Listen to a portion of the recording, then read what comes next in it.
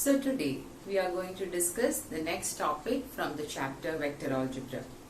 It is the cross product, or it is also called as the vector product. Why do we call this as a vector product? Why the cross product is called as a vector product? We had discussed that the dot product was called as a scalar product. Why? The net resultant answer once you find the dot product is what? You are getting a scalar product, a scalar quantity. So we call it as a scalar product. Now here in cross product, when you look at the cross product gives you a vector quantity. So that is why the scalar product, the cross product is also called as the vector product. Okay, now let's see what is the cross product between two vectors A and B. Now, the cross product between two vectors A and B is notated as vector A cross vector B. Vector A cross vector B, which is given by magnitude of A into magnitude of B into sine theta. Now, is this a vector quantity? No. This is a vector, magnitude of A is a scalar quantity, magnitude of B is a scalar quantity, sine theta is also a scalar quantity. So what makes this a vector quantity? So you have an end cap. What is this end cap? Suppose you have the two vectors, vector A and vector B. This is vector A, this is vector B. And end cap is the unit vector. This is end cap. End cap is now the unit vector which is perpendicular to both A and B. Now A and B is in space. It's a three-dimensional plane. So there are two vectors A and B, and the end cap is the unit vector which is perpendicular to both these vectors A and B. That makes the entire cross product a vector product. This makes the cross product a vector product. So what can you say about this angle theta? This is angle theta. The theta is the angle between the given two vectors, vector A and vector B, and we take magnitude of A into magnitude of B into sine theta into the unit vector which is perpendicular to both vector A and vector B. Now this cross product is for two non-zero vectors. What will happen if one of the vector is 0? One of the vector becomes 0, meaning this is not defined. This cross product will not be defined, and you say that the cross product will be equal to 0. So that is about the vector product. Vector product is the cross product of two vectors A and B. How is the vector? They are two non-zero vectors. So vector A and vector B are two non-zero vectors. The cross product of these two non-zero vectors is given by magnitude of A into magnitude of B into sine theta into end cap, which makes this cross product a vector product. Vector product. Am I clear? Now let's see the properties of this cross product. Okay. Now the first one, as I already told, this A and B are two non-zero vectors, right? So if one of the vector, either A vector or the B vector is 0, if either vector A or vector B becomes 0, then this theta will not be defined. Theta cannot be defined, and we say that the cross product is equal to 0. Okay, vector A cross vector B is equal to 0. Now, as the name suggests, what is this vector? The cross product is called as a vector product. So vector A cross vector B is a vector. These are the observations which I am going to list now. So vector A cross vector B is a vector quantity. Again, vector A and vector B are two non-zero vectors, and then vector A cross vector B will be equal to 0. When is vector A cross vector B is equal to 0? If and only if, yes, one of the condition I discussed already earlier, that is vector A cross vector B is equal to 0 when either one of the vector is a 0 vector. But if either vector A is 0 or vector B is 0, then theta is not defined and hence the cross product is 0. That is one case. Now, vector A and vector B are two non-zero vectors. Then their cross product is equal to 0. That implies theta will be equal to what? Theta will be equal to 0. Theta is 0. That means that is vector A is parallel to vector B. So that is the first observation. What is the first observation? First observation is, of course, the cross product is a vector quantity. Second observation is, if A and B are two non-zero vectors and those cross product gives you 0, which implies theta is equal to 0. That means the vectors are parallel vectors. That means that vectors are collinear also. Parallel means what? They are collinear vectors, right? So, if the vectors are collinear or they are parallel, theta is equal to 0 and their cross product will be also equal to 0.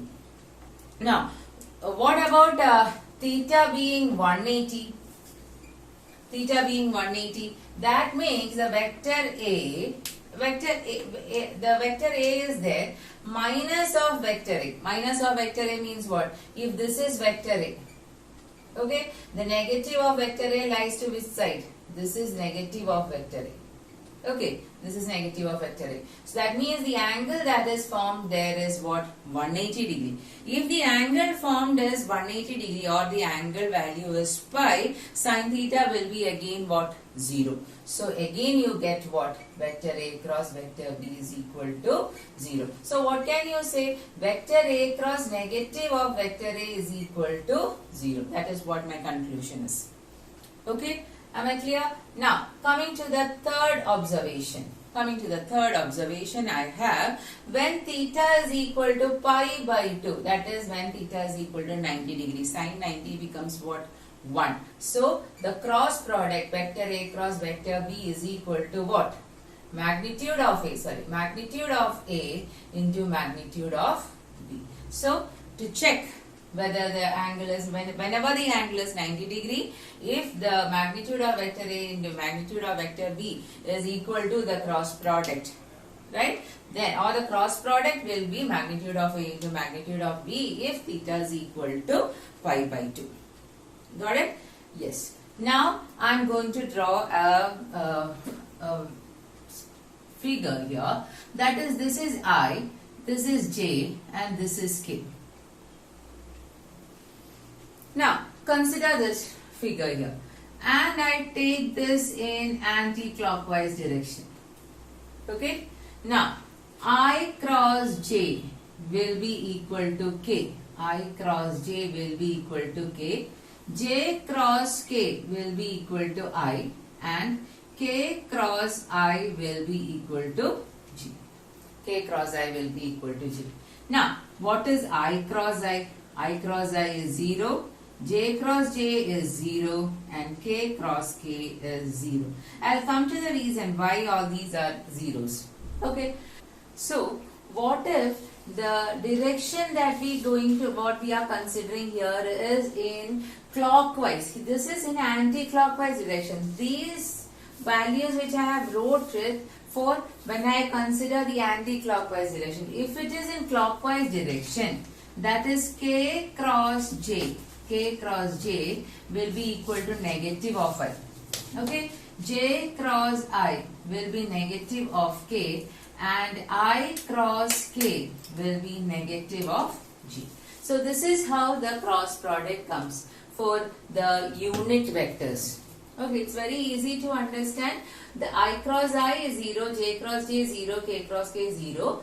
I cross J, that is taken in anti-clockwise direction, gives K. J cross K is I, K cross I is J. Okay, if it is in clockwise direction, it is the negative of all these values which I have discussed now. Now, coming to the next observation of cross product, we have if sin theta is to be found, if sin theta to be found, or if you have to find the value of theta between the given two vectors, then sin theta is what? Magnitude of vector A cross vector B by magnitude of vector A into magnitude of vector B. So this is how I find the value of angle between two vectors A and B. Now, I told you A cross B is magnitude of A into magnitude of B into sine theta into n cap, right?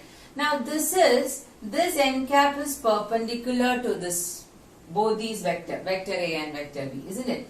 Now there is also another vector which is perpendicular to both vector A and B. Now where does that vector belongs to? This next vector is towards the lower part of these two vectors, such that this vector also makes the 90-degree angle with both these vector A and B. Now, how do this vector is formed? How is this cross product is formed? Now, in your textbook, they have given you an illustration of a right-hand thumb rule. Right-hand thumb rule. Right-hand thumb rule means if this part is vector B, this is vector A, and this is the unit vector. Now, if I rotate this vector A to vector B, you can see that this n cap is also moving towards what? N cap is also having a direction of motion, right? This n cap is also under motion. This n cap is also turning to which side? To the side to which this vector is moving to. If this is vector B, this is vector A, and this is our n cap, the unit vector which is perpendicular to both vector A and vector B, then if the vector A, if angle between vector A and vector B, how is it found? If it is found in the direction, it is the cross product is in the direction of the unit vector, right? Likewise, if I have this vector as a vector, this unit vector is towards the opposite side. Now, if vector B is moving to vector A, then this vector n is in the positive direction. So I can also say that vector B cross vector A. Vector B cross vector A also gives you what? The same condition. What is vector B cross vector A? It will be the negative of this, or I can say negative of vector B cross vector A is equal to vector A cross vector B, because the negative of this is negative of vector B cross vector A. Why? Because A cross B is a vector, that is the cross product that is forming using the right hand thumb rule, and this is the unit vector here. And if the angle is considered, vector A and vector B is considered, this vector is moving to vector A to form the angle. This is how the angle is formed. Now when it comes, the exact thing comes in the opposite direction. What can you say? It is in the opposite direction. Vector B is moving. So vector B cross vector A is the negative of vector B cross vector A is what? Vector A cross vector B. Okay. So that is the next observation there. Then we come to the two areas to find the area of a triangle as well as a parallelogram. We also discussed the area of triangle and area of parallelogram also under this concept. So before that, just have a quick look onto this. Now let's see the area of a triangle using cross product. So I have a triangle, say it is triangle A, B and C. Okay. Now let this be an angle theta. This is vector B, this is vector A, and then this is the altitude. So CD is the altitude.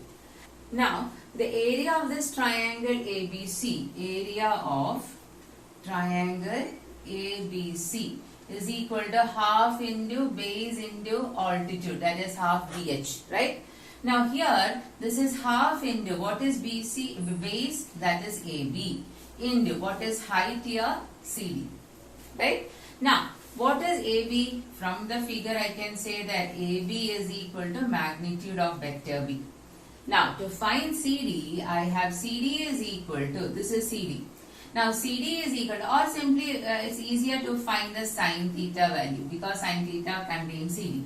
So sine theta value is what? CD divided by the magnitude of vector A. This implies CD is equal to magnitude of vector A into sine theta. Now combining these two into the area of triangle ABC, what do you get?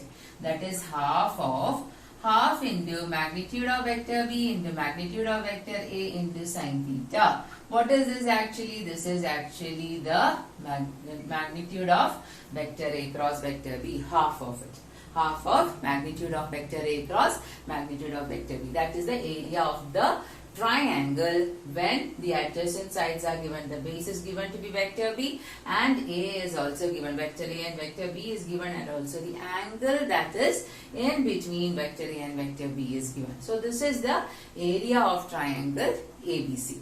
Now we discuss the area of a parallelogram. For the area of a parallelogram, I have a parallelogram here. Right? Suppose ABCD is a parallelogram. ABCD. This is a parallelogram. Now here the vector B is this and vector A is this. By the way, what is area of parallelogram? Area of parallelogram is equal to base into height. Right? Now what is base here? Base is AB. Now height is what? It is the altitude that is drawn. Okay, so I mark this altitude as E. So this is 90 degree here. Okay, so now AB is, okay fine. AB is equal to what? Vector B. Now let me discuss on DE. DE is what? DE is my height of the parallelogram. Now what is DE? DE is equal to magnitude of A into sine theta. Isn't it or not? When you take this angle theta here, it is the two adjacent sides that is given, B and A. The theta value comes where? Over here. So theta is here. Then sine theta is equal to what? DE by magnitude of vector A. So DE is equal to magnitude of A into sine theta. So what do you get? Area of parallelogram.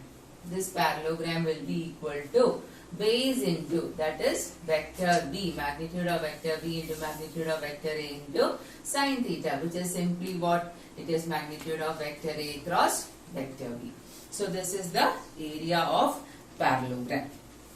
Okay, so area of triangle and area of parallelogram. Very important question. Actually, it will be asked for the boards also to find the area of the given triangle where the adjacent sides are given, as well as to find the area of the parallelogram when two adjacent sides are also given. So this is how you find the area of triangle as well as the parallelogram.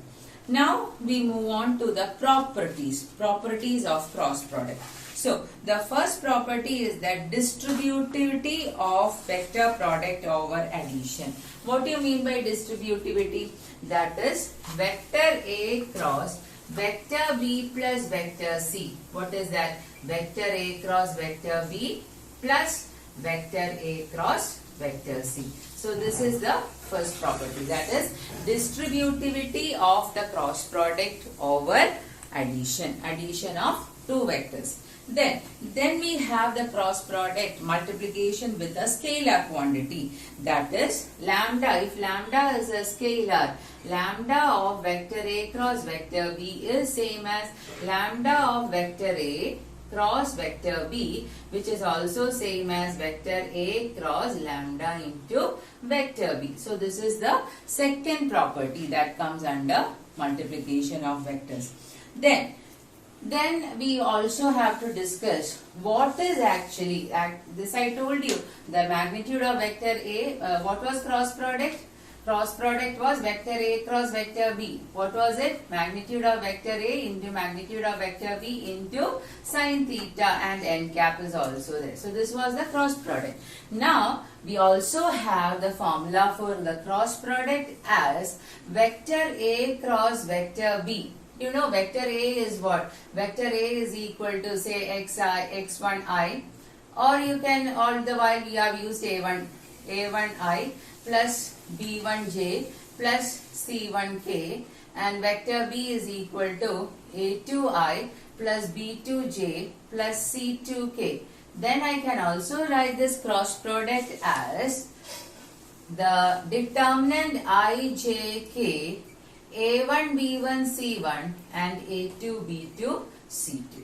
This is the cross product. When theta value is not given, when theta value is not specified in the question and you are asked to find the cross product, you will find vector A cross vector B in this form using the determinant value. Now listen, when we were finding the dot product, don't you remember when theta was not given, how did you find a vector A cross vector B? Suppose vector A was A1i plus B1j plus C1k and vector B was A2i plus B2j plus E2k. You have found the dot product as A1A2 plus B1B2 plus C1C2, isn't it? Similarly, that was when theta was not given. Similarly, when you find the cross product and theta is not specified, this is how you find the cross product. Fine? This is how you find the cross product when theta value is not given between the two given vectors. Am I clear so far? Oh, just go through it. Now let's see a problem. It is to find the cross product. We have vector A is equal to 2i plus j plus 3k and B is equal to 3i plus 5j minus 2k. The question is to find the magnitude of vector A cross vector B. So let's find what is vector A cross vector B first. Since theta is not provided here, we will go with our determinant form. I, J, K, 2, 1, 3, 3, 5, negative 2. Okay, so this is vector A cross vector B. Now expand the determinant I into minus 2, minus 15, minus j into minus 4, minus 9, plus k into 10 minus 3. So you get this as minus of 17i minus, this is minus of 13, that is plus 13j plus what you have 7k. Right? So this is exactly what you are getting when you find the determinant value. Now what is magnitude of vector A into vector A cross vector B? That is equal to the square root of negative of 17 square plus 13 square plus 7 square. So this is exactly the same how we find the magnitude last time when we discussed the dot product. So what do you have? This as root of 507.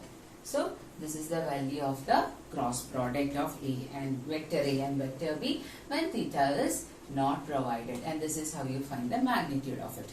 Isn't it simple? So only thing is that you need to understand what it is and how to apply the